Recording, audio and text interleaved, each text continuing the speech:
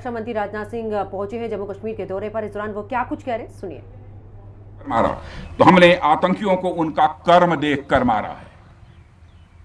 उन्होंने धर्म देखकर बेगुनाहों की जान ली। यह पाकिस्तान का कर्म था। हमने कर्म देखकर उनका खात्मा किया।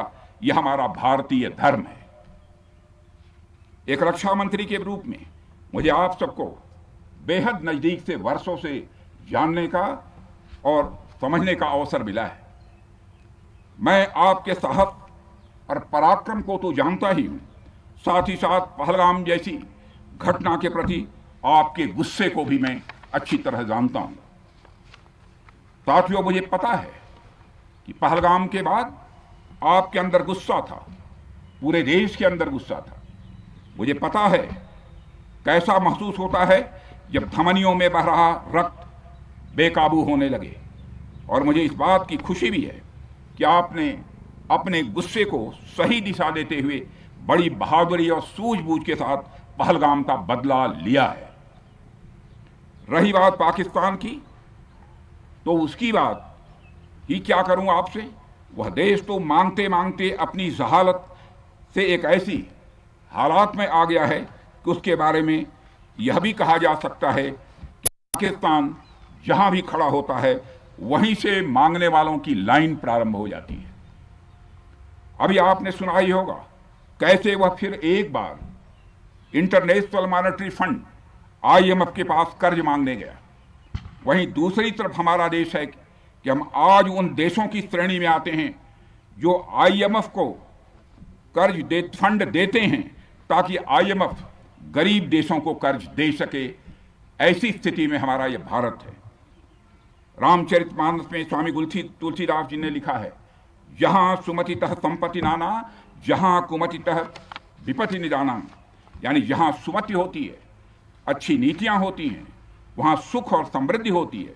और जहां कुमति होती है, बुरी मति होती है, केवल दूसरों के हित की भावना होती है, वहां तरह तरह की विपत्तियां स्वाभाविक रूप से आती ही हैं।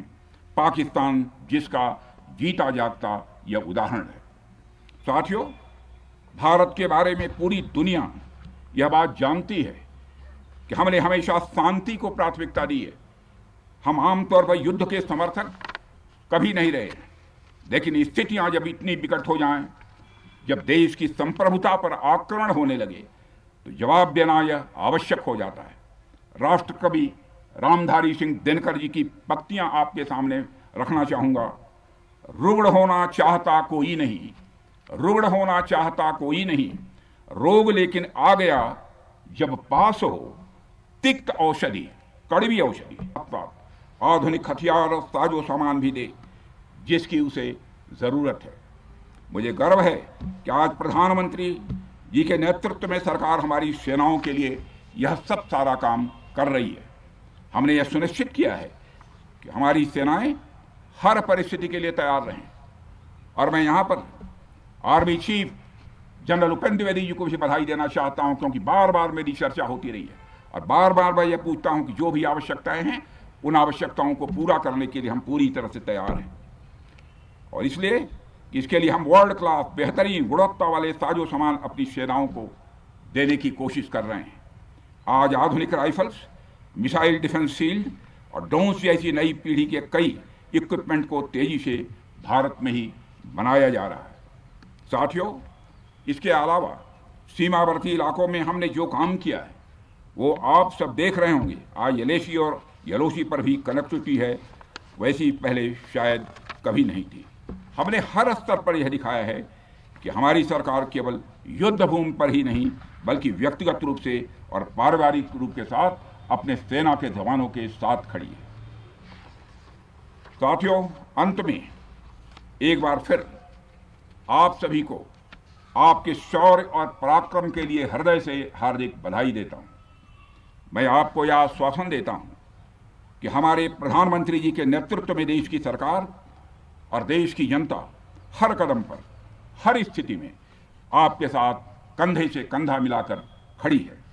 मुझे पूरा विश्वास है कि आपके सहयोग से हम इस पूरे क्षेत्र में आतंकवाद का समूल नाश करेंगे, ताकि कल को कोई भारत की संप्रभुता के खिलाफ आंख उठाने की हिमाकत न कर सके। इसी आशा और विश्वास के साथ आप सबके शौर्य और पराक्रम की सराहना करते हुए और आप सभी को अपनी हार्दिक शुभकामनाएं देते हुए अपना निवेदन समाप्त करता हूं।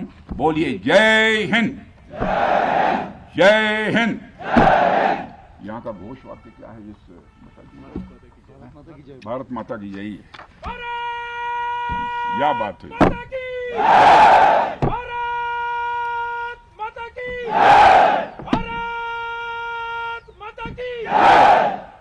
और अच्छे।